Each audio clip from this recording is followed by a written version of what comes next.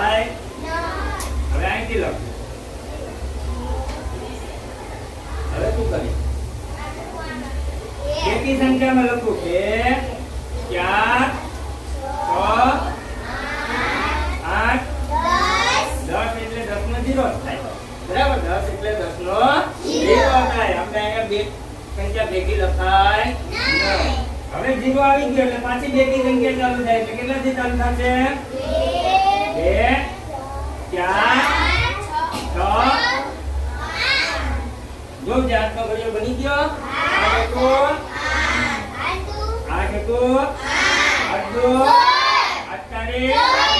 8 4 8 5 8 8 8 9 8 9 8 9 8